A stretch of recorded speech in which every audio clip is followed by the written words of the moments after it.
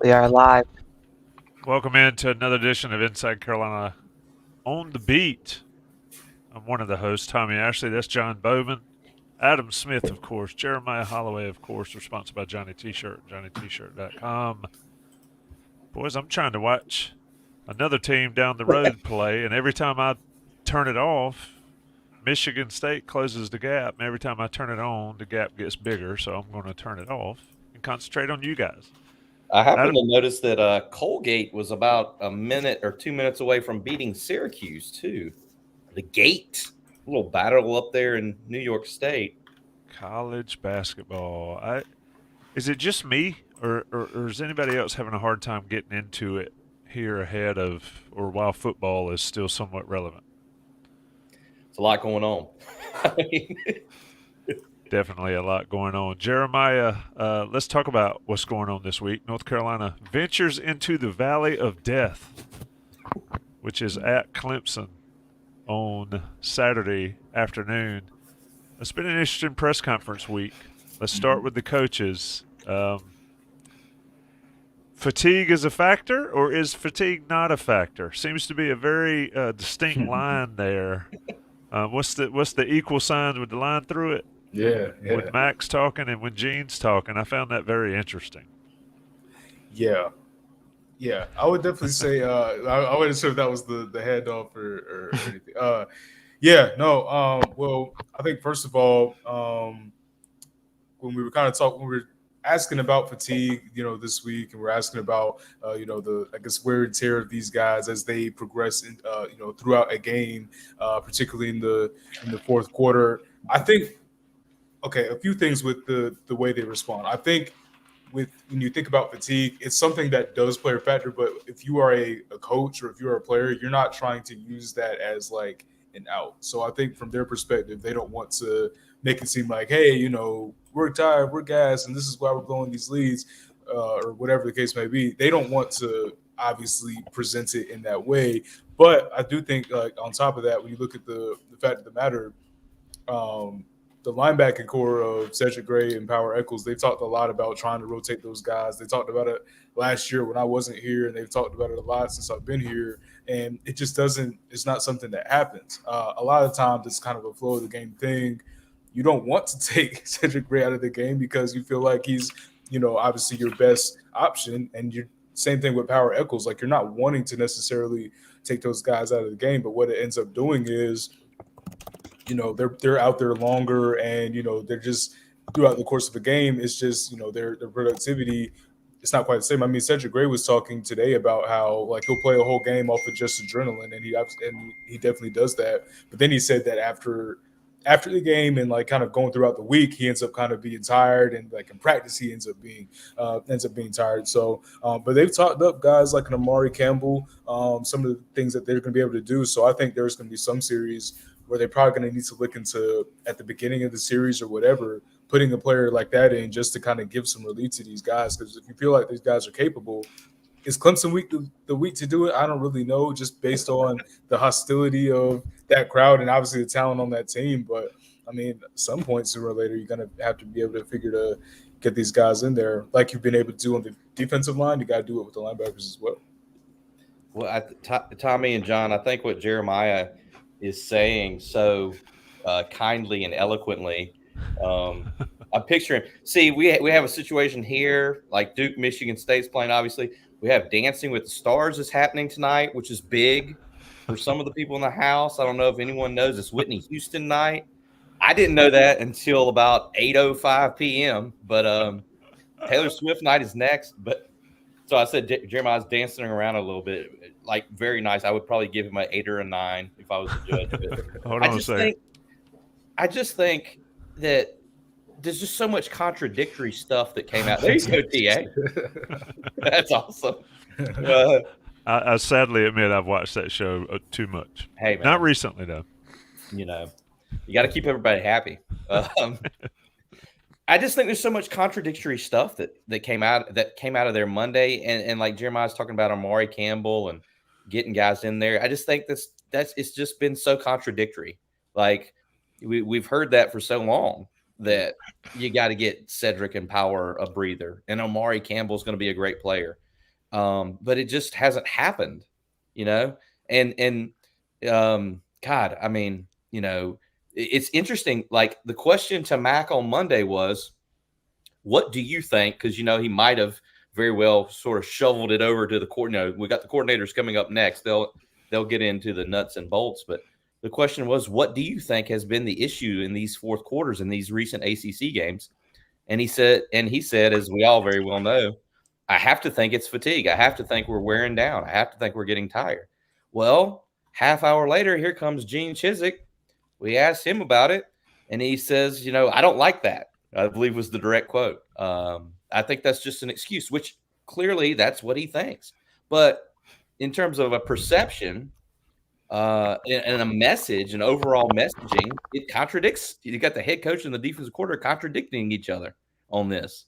And then we're going to get Cedric and Power, some breathers. That's contradictory too, because it just hasn't happened. It has not happened. So that was just just to add to Jeremiah, what he's laying out there. I just feel like that's what, if you're a UNC football fan or observer, you sort of, these first couple of days of the week, that's what you've thought. Like, these guys aren't on the same page with what they think the issue is. And I don't know. That's just at least how I have sort of heard it and received it. Yeah, I agree with that. I mean, at least the public airing of it, for lack of a better way to put these press conferences, sounds like they're not on the same page. Maybe they are behind the scenes. Clearly, Mac has said things repeatedly to us on Mondays, and they haven't happened on Saturdays. So something there is an issue. The bottom line is in the last 4 P5 fourth quarters, they've given up something like 65 points and 750 yards in what is essentially a game's worth of football. And it's either they're dog tired at the end of the game, and that's happening, or, and this is an interesting dynamic, and we probably talk about it all night, is the first and third quarters they seem to do well. So they go in with a good plan, and then midway through the first half, the other team adjusts to that plan and has success. And then they go into half, and they adjust to that, and then the other team adjusts on the fly and dominates the fourth quarters. That's at least how it seems. Look at how the Georgia Tech game went, where Haynes King and those wideouts, they threw it all over the place on them in the second quarter to get back in the game after UNC looked like they might just walk the dog on them when they got that early lead. And so I think, King threw for something like 250 yards in the first half, come out, and you know what happened in the fourth quarter with the running the ball, what they ran for 246 in the fourth quarter alone. So yeah, that's how it seems from the 1,000-foot view. Yeah, you're either not getting them prepared during the week to have stamina late into the game or through the weeks, or you're getting your butt out coached on the fly in these halves of football. It's one or the other. It's probably both, given 65 points and 700 and some odd yards. But either way, it's got to get fixed, or Clemson will have a field day. John B., what do you think? I actually think that connects well with the point I wanted to make around UNC special teams. We were in the press conference, Jeremiah, Adam, and I, after the game, and Adam asked a question about UNC special teams. The question was around whether or not UNC is being out-schemed or what's going on there. And a critical play on special teams against Duke came when Cedric Gray missed a tackle on, I believe it was that fake. I forget what quarter it was. Yep. But that, I think, speaks to it as well. You have these guys, Cedric Gray, all the starters on defense. They're playing so many snaps out there. And then they're going out and they're playing special teams as well. And then they're also making potentially mistakes on special teams, right? Cedric missed that tackle. He admitted that. He took ownership of that. But nevertheless, he missed that tackle.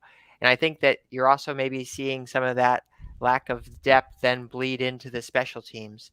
UNC, by the way, ranks, let me get the number here, 43rd in S&P Plus in special teams. And I think that's a case where sometimes the numbers don't necessarily pass the eye test. I saw that metric from Bill Connolly in his S&P Plus rankings this week, and I was like, that doesn't seem right. So I went over and I checked Pro Football Focus, and they do, I think, a lot more in terms of special teams grading. And what Pro Football Focus has is they have UNC as the 7th worst special teams unit in the country and the worst special teams unit by a Power 5 team. And I think that is something that jumps off the page to you if you're looking at, this North Carolina football program right now, to have the special teams unit in that position where it's the worst Power 5 graded unit. And there's been a lot of plays all throughout the season that have negatively impacted the team. I think it speaks to the larger point that we're making here with lack of depth being developed. You have starters out there playing special teams, important snaps and missing tackles. And it's leading to a diminished product on defense and on special teams. So 2 out of the 3, Jeremiah, 2 out of the 3 major phases of the game, defense and special teams, especially in the last month, 6 weeks or so, have rapidly declined for North Carolina. So does it turn around in the next 2 weeks? Can it turn around in the next 2 weeks? Tell them, Jeremiah. Man, I mean, I'm honestly not sure. I mean, both of the weeks that's going to be tough because the way Clemson's playing offense right now, I don't know that UNC is in a position to stop that necessarily. Like, I think Clemson they're rolling. I mean, I know it's only been 2 games, it's a 2-game winning streak, but I mean, they've beaten, dispatched of a Georgia Tech team that beat UNC, and then they also beat a really good Notre Dame team. They've been up and down kind of in the rankings and just everything. But I think also what's been part of it is that Clemson has, even on the defensive side of the ball, Clemson's actually been forcing a lot of turnovers as of late. And I know that's talking about UNC's offense, but that's just kind of another layer to it. But I think like something just got lost in the defensive execution from the first 6 weeks of the season, all the way down to those 2 losses, and even that Duke game. I mean, they were. I think they just kind of fell apart a little bit. And I mean, we bring up the fourth quarters of these last Power 5 games. A lot of people kind of forget about the Miami game, how they kind of gave up some touchdowns late in that one. I mean, they won, so it's not something that we discussed a lot, but they gave up a couple late touchdowns, and Miami finishes with, I guess, the 31 points or whatever. So from a special team standpoint, I don't really see how it gets fixed. I'm not sure how much they really even view that as a like crutch, just because, I mean, we asked about it the other day, and obviously they'll bring up, they're making all of their kicks, which they are, and even some of the punt returns have been solid. But I mean sometimes you just have to, even when it's one-off plays, if you have enough of them, they're not one-offs. I mean, even when you're something as obscure as dropping the ball at the 1 on a kickoff, or the onside kick. That's the second onside kick you've actually allowed this year. So with the special teams, I mean, I really do think that's a mess, just to be completely honest. Outside of Noah Burnett being consistent, the special teams has been a mess, and the defense is absolutely just, something needs to change, defensively. And, can that happen against a Clemson team that's rolling? That's hard to see. Can it happen against NC State? Yes. I think NC State is a team that, maybe they can kind of – they've had – their whole quarterback, situation is just throwing me for a loop, I feel like. But I don't know. That Clemson team is absolutely rolling right now. And yet, as Michael Daniels in the chat posts, they're still 8-2, Adam. Jason Staples talked a lot about process versus results on Sunday. Got a lot of people's blood pressure up in the process. They are 8-2. Yes, you cannot deny they are 8-2 without question. And regardless of who they lost to, they're 2 plays away from being 10-0. They probably could have lost the App State game and the Duke game pretty easily, but the fact remains that they're 8-2, Adam. It's an interesting setup there of how this season has been. It is to be rather than to seem, because it doesn't seem as good. And it be good on the face. I mean, you are in your creative bag lately. To be rather than to seem. Oh, Noah saves the heels. Your title. I mean, my goodness. And shout out David Klein. He is, your ears are sharp. That's exactly right. I was typing a little loud. This guy's got me scouted out here. Excellent work, David Klein. You sneaky dude, you. Yeah, like they're 8-2. They can finish 10-2. They could have a 10-win season for the first time since 2015. And 10 win seasons have been scarce around UNC football historically, recently. I mean, they have. I don't think it's going to be a simple task to get there, to go to Clemson and go to NC State. I wonder if, offensively, some of the, I'm not trying to change the conversation from the defense. The offensive numbers have been unreal, other than scoring in the red zone. You have a guy in Omarion Hampton who is like 14 yards out of the number one spot nationally in rushing. He's one run away from being number one in the country. Drake May, number 3 in passing nationally. The two dudes ahead of him are Michael Penix and Jaden Daniels. It's interesting. It's fun, how we write these stories. Jeremiah and I, intern Evan, the whole crew, and I always type ACC rushing leader Omarion Hampton, ACC passing leader Drake May. They are, it's pretty nasty.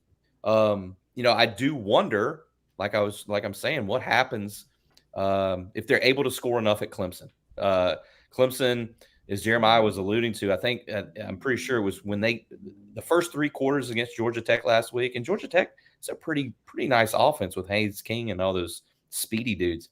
They had only given up 5 first downs and 100 total yards to Georgia Tech through the first 3 quarters last week. Is what did Max say? Clemson's back to being Clemson or something like that. I'm not sure if that's true, but they're gonna need everything every score they can muster. I feel like in Death Valley on Saturday. The thing about, and people say, well, Clemson lost to NC State or Clemson has lost 4 games. None of that matters. And Shipley was knocked out of that State game. That was one of those games. He's coming back from the concussions. Sorry, not to cut you off. But. No, you're absolutely right. I mean, and those games were away.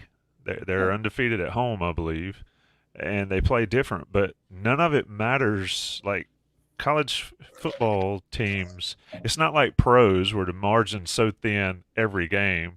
In college football, momentum matters and all that stuff. And now Clemson's rolling. I still think North Carolina can win this game because of the guys you mentioned. What's crazy about North Carolina's offense over the last little bit is Drake and Omarion are top 5 in the nation. I believe Michael Carter and Sam Howell were top 5 in the nation a couple years ago. The only other school to do that in the recent history is Matt Leinart and Reggie Bush at USC. I mean, think about that. It's insane. John Bauman, I'm kicking out the stats here now. You're supposed to have all those stats. I have one for you as well, Tommy. These last 2 games, UNC is about to face some elite units. And what I mean by that is UNC has played some good teams this season. They've played some bad teams. They've played some average teams.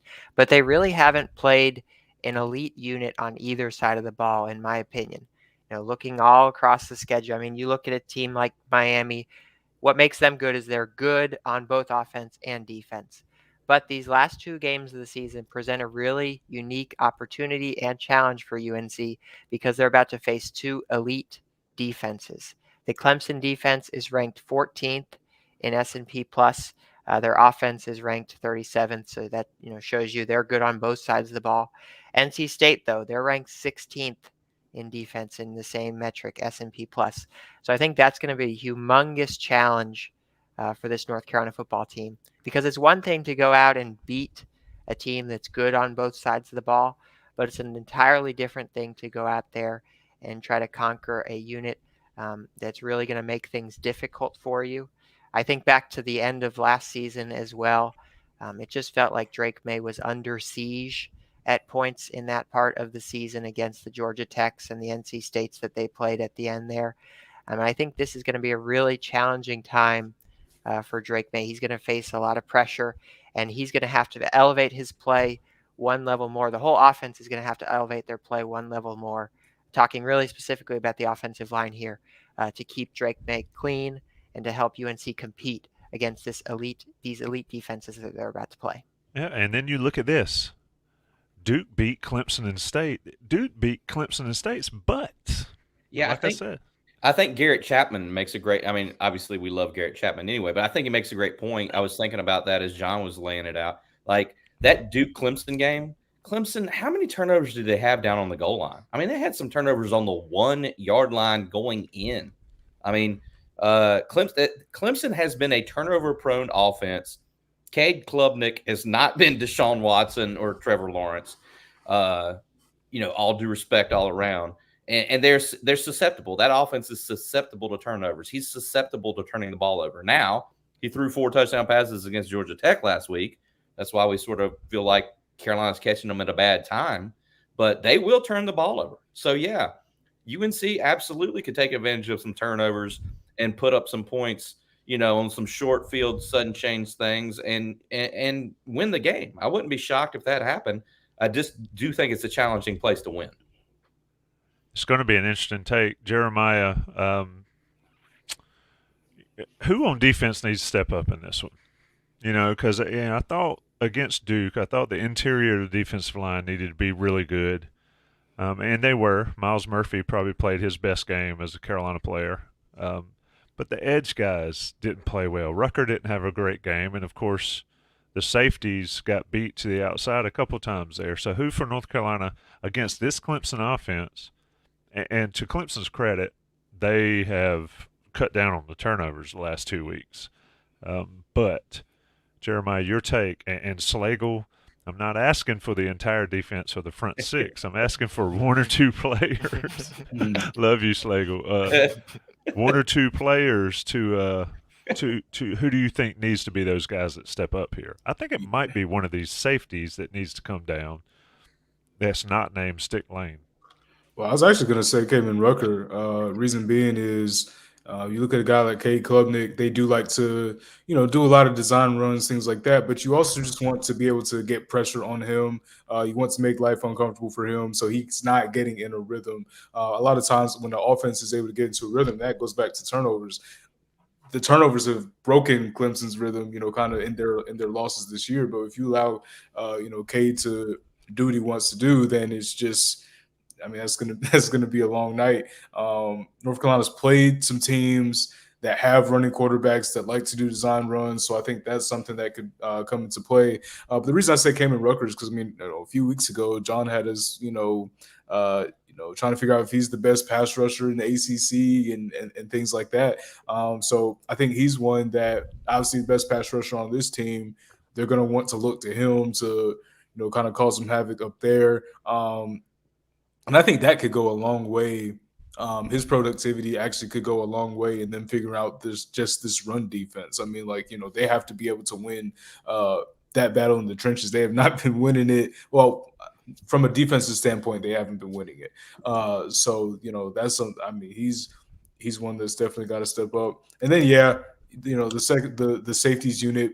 I know they're a unit, but they seriously need to kind of come together as well, getting that, being that second line of defense. I think Stick Lane's play, I feel like that's a name that we've been calling a lot more often. I feel like he's been, making a lot more plays as of late, which is a positive for UNC. That's what they brought him in for.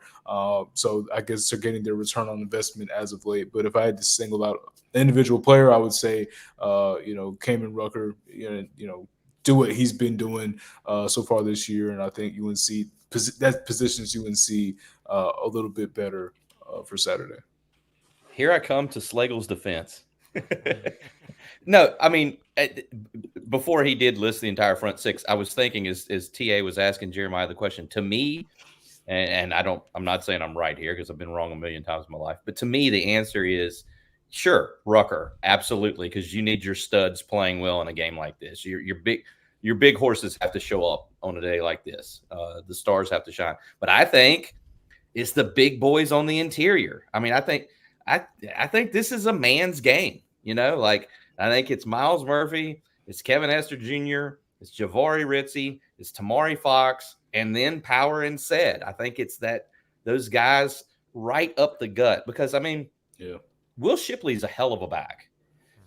He's not a speed burner. He's got plenty of speed, and he can hit a home run if the opportunity presents itself. And then Phil Maffa, If I'm saying his name right, I hope I am. The other back is a bigger back. He's a big back. He looks like the the big power back that Notre Dame has. What is his name? Estime, I think his name is. These are bigger guys. These guys aren't speed burners. And they run between the tackles, and I think that's where the UNC defense absolutely has to show up. Is they have to plug these between the tackles runs. They have to not let it be 2nd and 3, 2nd and 4.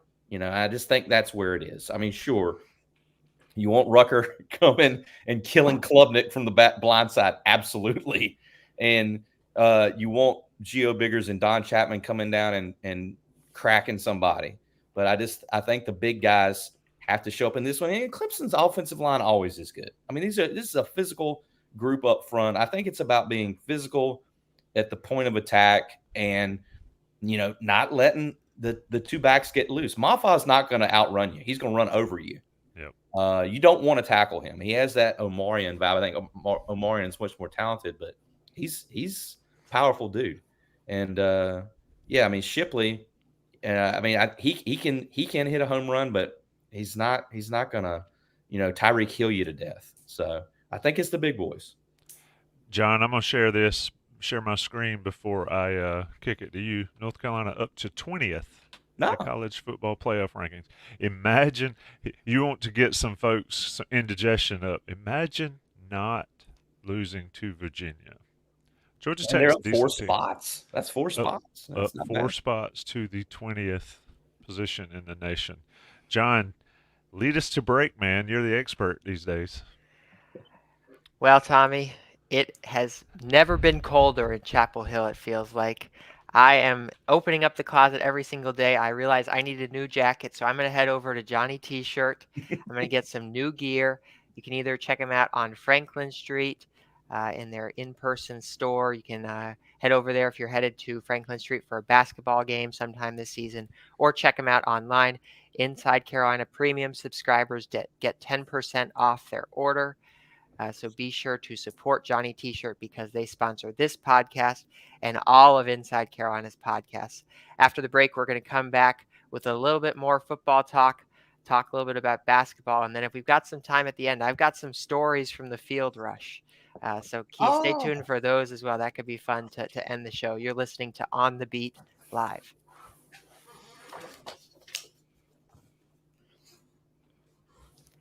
Oh, we got you, Tommy. You're muted. I'm muted because I was trying to stay out of your way because you bring it back in. Bring it in after the break. Let's go. Oh, man. Well, I wanted to bring up a point about the football season, kind of taking a step back. We've talked about the fact that they are 8-2 this season, and kind of like what does success look like for this team? It's something that we talked about before the season started. What does it look like to make a good use of Drake May's potentially final season here in Chapel Hill?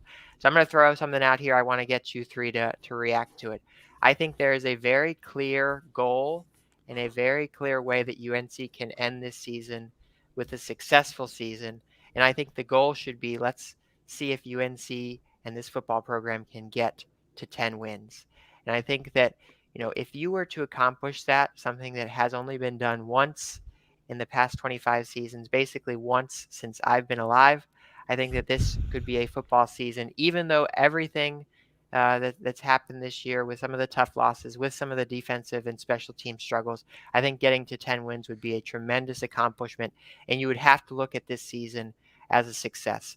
And you have essentially 3 shots to do it here, obviously, with the ACC championship game all but out of the picture.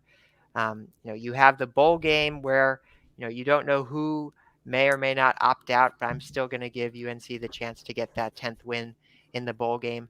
Do you think that getting to 10 wins, winning 2 of the last 3 would constitute a successful season for UNC? And that's answering Lewis's question. I think there's a tremendous amount of stuff to play for still, because I think 10 wins would be that big of an accomplishment for the football program. Go first, Adam. I think there's a ton left to play for program wise. John, not to be a smart ass, but I don't know if that's really Lewis Bass. You might want to get on the Google machine there. But But I saw it on the internet. It It's says so it on funny the that I internet. do that because I was thinking in my head, we need to love John up. For those that don't know, John came out of retirement a little bit during the weekend. Ultimate team player. I mean, I love John as a person anyway, but he filled in for intern Jalen, our video guy. Intern Jalen was in the homecoming court this weekend, I saw homecoming that. weekend at UNC. Here comes Johnny. He's got his vest on. I mean, he was ready to go. He had his sweater, he had his vest, he had the good pants on. Came up to see us in the press box. So shout out to John, even though I'm heckling him again. He did great. I mean, he was in there. It's 1 a.m. and we're doing these post-game interviews, which is a time when you sort of ask yourself, what the heck are we even doing here? I mean, I literally pressed record at 1:01 a.m. for Cedric Gray. And I'm like, what the hell are we doing here? You know, like it was a long night, but shout out to John, even though I'm, you know, Lewis Bass is back in the chat. Anyway, what was the question? Is 10 wins a success? Yes. Yeah, would that constitute a successful season? Is that something worth playing for? Yes, it's worth playing for, absolutely, because that means that you win 2 of your final 3, right? Yes, you win 2 of your final 3. They're going to play in a bowl game. They're not going to play in the ACC championship game, but they're going to play in a bowl game. I think it's going to be interesting to see what kind of bowl they end up in. I mean, you could end up in a pretty good bowl. I don't know if the Pop-Tarts Bowl is getting anybody excited, but yeah. Do you prefer Cheez-Its? Cheez-Its or Pop-Tarts? Right. Yeah, pick your snack or Depends your on breakfast. what time's game start. If it's an 11 o'clock game, I like Pop-Tarts. Stupid. We're running off the rails. 11. They did play at 11:30 in the Mayo Bowl a couple of years ago, right? Yeah. Wasn't that 11 o'clock start? That was the COVID weekend that we all caught COVID, did a live show down there, and then sat in the rain. Yes. Yeah, I was there for that one. It wasn't a good game either, obviously. But yes, I would say so because that means you've beaten either Clemson and NC. You've beaten one of Clemson and NC State or both. You know, going to NC State and winning is not going to be an easy proposition, even though I think they're kind of a mess in some ways. That defense is really, really nasty, and they are going to be fired up beyond belief. Peyton Wilson could get 7 15-yard penalties, personal fouls. I mean, he could be headhunting like never before. They are going to be on fire in Raleigh Thanksgiving weekend. So, yeah, I would say, to me, I'd say at this point where they are, even though it's not where they wanted to be, I think you got to call a 10-win season a success. It'd be kind of crazy not to, wouldn't it? Yeah, that is my issue with folks. It's where I do agree with Mac. I disagree with Mac that you don't adjust expectations as the season goes, because last year you're 9-1. 9 wins is not enough if you're 9-1 in October, and 8 wins is not enough if you're at 8-2.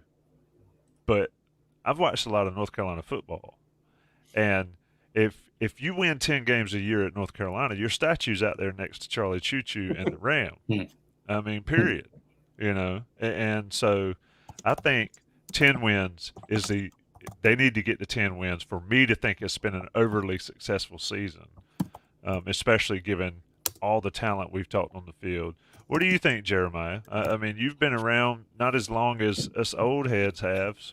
So what's the new way of thinking of 8, 9, 10 wins as a successful season?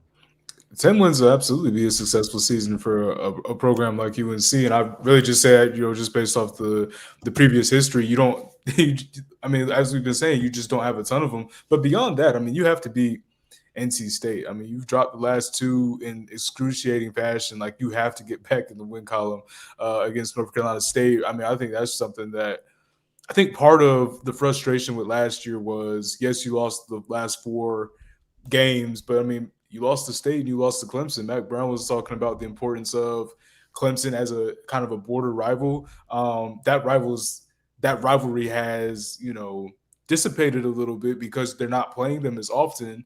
I mean, they really have only played them a few times. I mean, they played them in a ACC championship game back in 2015, and they've only played them from that point on like 3 more times, obviously losing all 3 of those times. Like they just don't play them. Like they just really don't. This is their first trip back in Death Valley in 9 years. So I think there's still some opportunities to me for even if it's not like a first time ever type history, like it's still moments for UNC to kind of have some historical moments. So it'll be your first 10-win season since 2015. It'll be your first win in Death Valley. I don't know if anybody did the reading. I'm not going to quiz you, but your first win at Death Valley in 22 years. 1997. Actually, No, no, 2001. It's when they 2001. beat the hell out of them. They beat them like Yeah. 38 to something down there. Yeah. So Julius Peppers led defense went down there and ended up winning. It was like 38-3. It was something. It was Woody Dantzler, the great Woody Dantzler playing quarterback for Clemson Tigers. Absolutely. And so the bowl game's such a toss up to me. Like obviously that would contribute to your record, but like it kind of seems like winning and losing a bowl game kind of just depends on who plays in said bowl game. Because really, what it might do, again, depending on who leaves, it could function similar to the end of the Campbell game. It could function as a tryout for some of those guys for next year. Who are some of the returners that stood out in this bowl game that we can kind of go to, next year. That might be how UNC is going to end up having to play it. But let's say you drop one of these next 2 games and you end up winning a bowl game. That's great because nobody's going to remember. When they go back and look at how many 10-win seasons UNC has, they're not going to say, they played I'm making up a team. They played a Tennessee team that didn't start, their quarterback. They're not going to say that. They're going to say this was one of their 10-win seasons. So I would say the 10-win mark is something to play for, and also snapping these losing streaks against Clemson and NC State. You know what's interesting? And Nick Bailey in the chat says, can you explain the championship game scenarios? Look, Adam can do it for you. I'm going to make it simple. It's blanked up. I mean, Carolina has to win both games without question, but go ahead, Adam. That may be already gone too, but I was going to read who Nick Bailey, since he asked. We worked this up. I spent about 90 minutes on this, I think last Thursday or Friday. I actually got a call from a very high-placed person in the UNC program, maybe the highest position, asking me if I could break down their scenarios. And I was like, sure, I can try. But going into last weekend, this is what we had. And I want to read it off for Nick Bailey. UNC needs to win out and have Louisville lose at Miami for them both to finish 6-2 in the league. So UNC needs, this is going in last weekend. UNC also needs Georgia Tech, BC, and Virginia Tech to lose one more ACC game while winning out and having Louisville lose at Miami. If all of that happens, that would put Louisville and UNC tied for second place in the league, and also both 4-2 against their common opponents, who are Georgia Tech, Pitt, NC State, Duke, UVA, and Miami. At that point, UNC would need Miami and Pitt to finish as high as possible in the ACC standings, and Georgia Tech and UVA to finish as low as possible, because win percentage against common opponents based on their order of finishing the league is the third layer of the tiebreaker formula. To that end, I think Miami losing at FSU screwed it up, even though this is obviously, you needed every domino to fall. Right. Look at that right there. And Twigs is right in the chat. Imagine winning out. Miami beats Louisville, and Carolina misses the championship game because Cristobal didn't take a damn knee. It's a fantastic point. And, the other night when Virginia had a shot to beat Louisville, you find yourself in this position because you did not close out those games that should have been wins. And you do this research and you get down to the third layer of the tiebreaker because that's the position they're in. So I think if there's a path to where a bunch of teams finish 5-3 in the league, I haven't looked at that yet. There may be, but I don't think there is. I think it's out the window. Well, Louisville's only got one more conference game. Right. They play Kentucky. Right. They have Miami this weekend, and then they play Kentucky. So they've only got one more ACC game left. Now, Orange Bowl scenarios are a little bit different because Carolina could win out, Louisville wins out, Carolina would need Kentucky to beat Louisville, assuming Louisville gets to the ACC championship game. They need to lose to Kentucky, which North Carolina fans become SEC fans. Yeah, at that on point, the last week of the season. It's about who the bowl finds. Once. Most attractive. Exactly. And who they find attractive given who potentially could opt out. And I don't think there'll be as many opt-outs as people would imagine if it was the Orange Bowl. I don't see a quarterback opting out of the Orange Bowl, given what he talks about his family and the ties to NC. Anyway, bottom line is, I don't think he would feel right doing it, but we have no intel on that. Yeah, Sam Howell didn't do it either, obviously. Yeah. And he takes some of his cues from Sam. So absolutely. That's a great point. I mean, Sam is essentially a fifth May brother. I mean, Drake is so close to like Sam. A beetle. I hadn't thought about that, but Drake takes so many of his cues from Sam. And Sam played in the bowl game. He didn't have to play in the bowl game. No. To be honest, don't tell Sam. It may have been better for UNC football program if Drake had gotten some reps in that game or Criswell. But Sam Howell was a warrior, and he went out there and he competed in his hometown in Charlotte. And that's a great point, Adam. I'd expect Drake May to take that cue and, possibly play in the bowl game just like Sam did. Yeah. You would expect Drake to say, "I just wouldn't feel right about it." Something to that effect, like I just wouldn't feel like he was talking about senior day. He just said, he didn't feel right about sort of upstaging those guys. Yeah, but but the bottom line, what you mentioned or somebody mentioned, if you just beat Virginia, none of these conversations, or if they still had divisions, Carolina would have clinched the Coastal a while ago. It's just crazy times in college football, crazy times in ACC football. So, John, do you want to switch to basketball, or do you want to tell us tales from the field? Because I walked down there too on Saturday. Oh man, we need the tales from the field. Come on.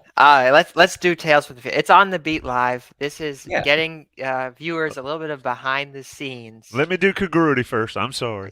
I always want to save it for last, but I'm going to talk about congruity right fast and step all over John's story time. Stay tuned for story time. North Carolina-based national coverage, local presence.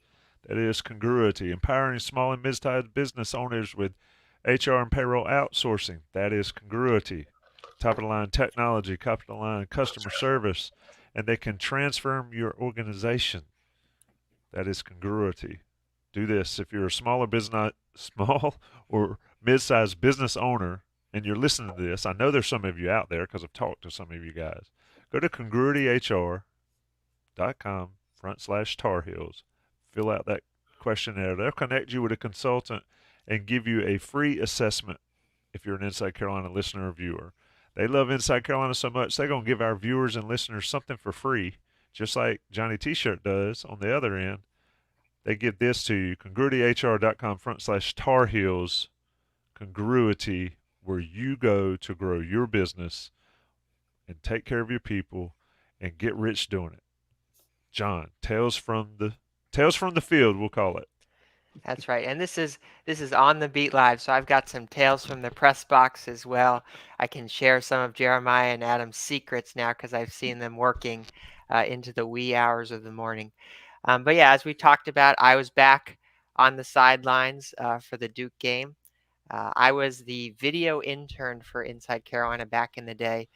And it's surprising to me how long ago that was. That was basically 5 seasons ago at this point. I was the video intern in 2017 and 2018, which, if you're familiar with UNC football, not the 2 best seasons to be on the sidelines from a team quality perspective. But I obviously enjoyed that role covering for Jalen. Before I go too deep into the story, I have to make sure that I get this sign off from the chat.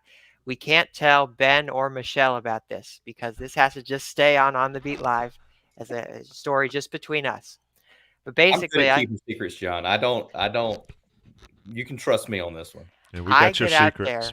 I get out there on the field, and I've got my old camera that I was using, and I've got my camera battery. I'm shooting the stuff pregame, walking around the field. I see Don Callahan, who, by the way, I don't know if people realize this.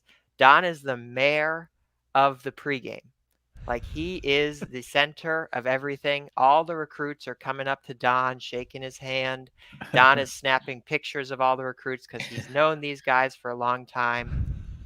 He's also a big person in college football in college football recruiting in the state, just because he knows all the coaches over all the years. So I'm chatting a little bit with Don. I go up, like I say, into the press box to say hi to Jeremiah and Adam. And Jeremiah was super helpful, showing me where the press conference is after the game. So I'm learning all these things. But I realize I have a problem as I'm filming pregame. My camera battery is not working. It is a complete disaster. I have a camera battery that says it has 120 minutes of charge, and it's dropping like way too fast. Like, it's going from 120 to 50 to 10 to like out of battery.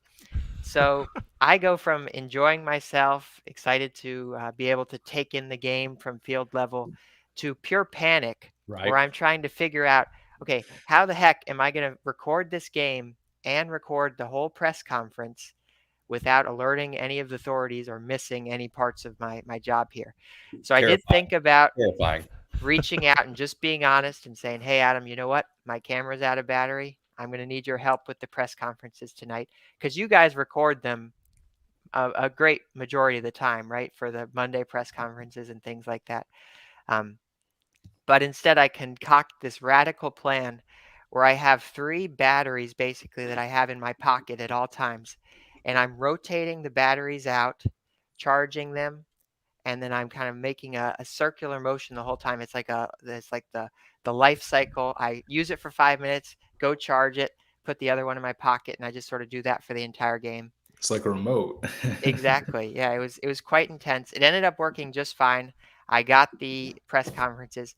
I was also very worried about the post game scene, because Ben gave me an update, or kind of communicated with me, that if UNC won the game, I should do a victory bell type video, UNC celebrating on the field. So all throughout the fourth quarter, I was kind of walking around the sidelines, figuring out, okay, what's the best way to kind of take in the scenes here. And I ended up kind of figuring out that maybe it'd be best to stick by the bell, because I knew that they'd be bringing the bell out onto the field. So while everyone else was in the end zone where the student section is, I sort of walked myself over to the victory bell. I sort of sat there, and that's where I sort of watched the end of the game on the video board. And if you saw my video on Inside Carolina's YouTube channel, I sort of basically did a 2-minute long cut of the victory bell walking onto the field, being pulled by some of the cheerleading support staff, and kind of watching as Tylee Kraft and Bryson Nesbitt and Cedric Gray, all those players, ran up to the bell. And then one final element of this, did any of you 3, did it cross your mind that there would be a field storm? Well, I think it's sort of like an organic thing where, like a buzzer beater in basketball, sometimes you just can't, it just happens. You know what I mean? Like, so I don't think it necessarily crossed my mind, although when you get to overtime, you're going to have one of these like dramatic endings. So like the chances sort of, ramp up. And the last game of the season, they usually let people on the field anyway to, kick a ball around, take pictures and all that. So it made sense. It does crack me up seeing people twerked up sitting on their couch talking about, I can't believe they're storming the field.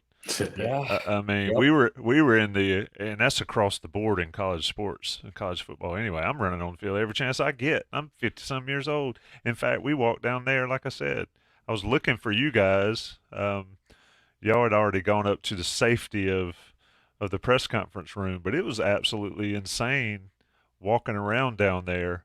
The vibe, though, but just seeing students and other people so happy, the players taking pictures. I mean, Mac talked about it. Mac cried about it in his post game on the field. I mean, it meant a lot to a lot of people down there, and it was pretty cool vibe. I mean, I'm all for it. Yeah.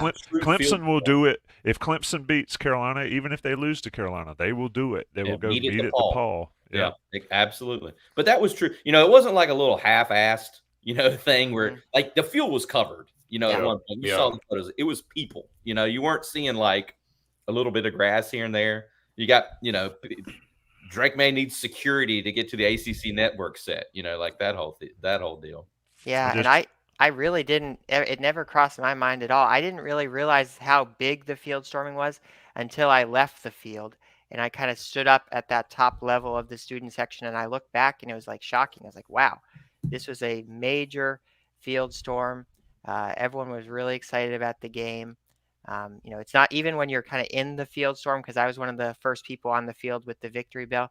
You don't really realize it until you take a step back. And there's a cool video on the Inside Carolina Instagram page as well that Michelle posted of kind of showing the field storm, I think during the fight song or something like that at the end. So it's quite the night for UNC football and quite the night for me in my return to the video intern position. Yeah, I posted the link to John's video in the chat here. If you haven't seen, go to the Inside Carolina page.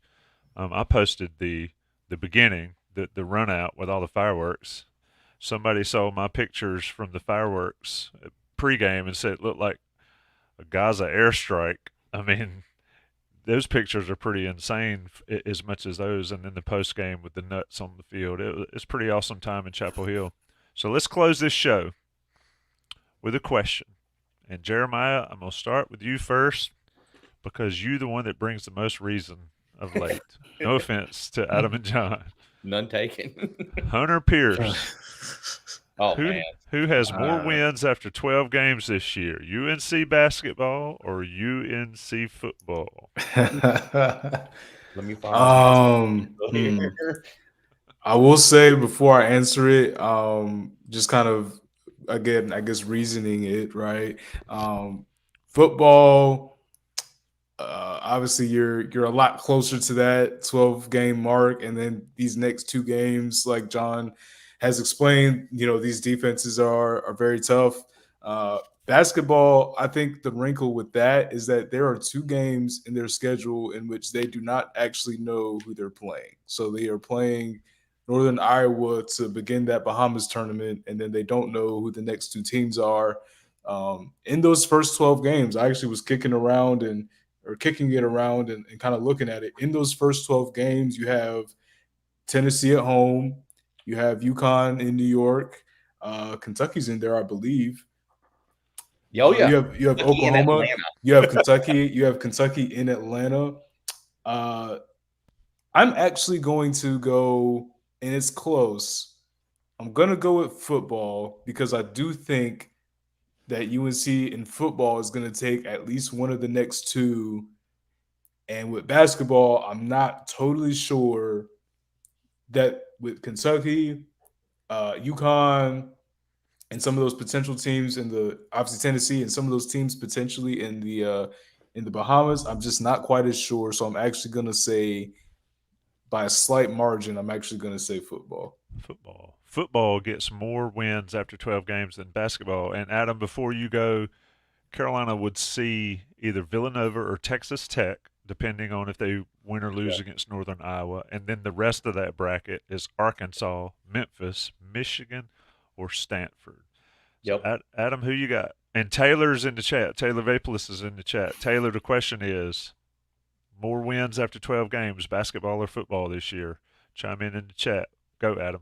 Just make a little video, Vip, and send it to us. We'll post it on the site. Get in front of your Raiders paraphernalia and all that, and break it down, baby. You know what? I'm going to say football as well. And we know that I'm a self-professed kind of a basketball guy. Like this schedule, the schedule for football is not a cakewalk, to finish this thing, but yeah, we went through it. I mean, Tennessee in Chapel Hill is going to be a tough game. Rick Barnes coming back to Chapel Hill. They could play Villanova. They could play Villanova and Arkansas. You could play Memphis is playing well in basketball. They beat the living crap out of somebody the other night. Michigan, you could play. UConn in Madison Square Garden, I do not think is going to be, a walk in the park. It's not going to be a walk in Central Park. Kentucky and Atlanta, yikes. And then the last two games in that 10-game stretch are Oklahoma and Charlotte, and they play Charleston Southern. So I'm going to say football. I will say I think Jeremiah, again, is smart by saying by a slight margin. I think that's a great way to phrase it. very clever way to phrase it. I'll piggyback Jeremiah on that, and I'll say football. I'll say football has 10. What is the question? Who gets gets better more record? wins after 12 games? I'll say football.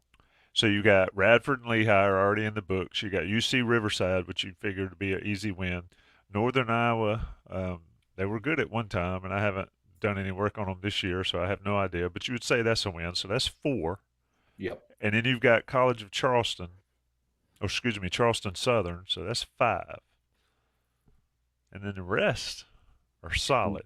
You have Leonard Hamilton and FSU coming to open the ACC play on December 2nd. I think UNC is better than FSU, but this is not a Sidney Lowe. It's not a Brad Brownell. Let's be for the Wolfpack. And Clemson. Let's be 13-1 going into ACC play. Finish 14-17.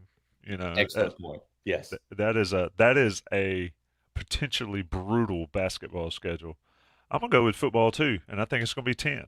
I think it's gonna be 10 for football, and I think it's gonna be 9 for basketball. And if we want to throw in the bowl game, I think it might be 11 for football. So that's a good question, though. Yeah, that's a great question. So we don't give out Johnny T-shirt swag for that question like we do on Inside Carolina Live, but maybe I'll save it, and maybe we can get Hunter entered in on Saturday as well. Anything left, John Bauman? We're going to get out of here a little bit before the hour. Anything left from the producer? Want to give a shout out to Taylor. He's in the chat. He just had a great first episode of his show with Joel Berry. Very exciting for Inside Carolina to have that show with Taylor and Joel. So check that one out if you haven't listened to it yet. Yeah, I mean, how ridiculous is the content at Inside Carolina? I mean, you got Adam, Jeremiah, and Evan laying down the written content, just killing it. It's the best out there. I mean, you can't go anywhere else and get legitimately objective, unbiased North Carolina reporting than those 3 guys. And then you've got Joel and Taylor doing a show. You got John Bauman not tooting his own horn with Justin Jackson. Mm-hmm. I'm doing a show tomorrow with Scott Forbes on the baseball end of it, just to kick that in. And then you've got a ton of stuff going on from all the other podcasts and live shows we do. Just a great time to be at Inside Carolina. If you don't have a premium subscription, ask for Christmas. Let Santa Claus bring it. It'll be well worth Santa's trip to give you that stuff. But we're getting out of here now. Shout out to Johnny T-shirt and Congruity. Shout out to Jeremiah and Adam and John. Shout out to Taylor in the chat. As always, folks, be safe. Come back and join us again. We're doing the game plan tomorrow night, Wednesday night, 9 o'clock, with Jason Staples, Greg Barnes, and yours truly will be there. These guys will be in Clemson covering the game. It's just a wild time. Get some rest. Everybody be safe.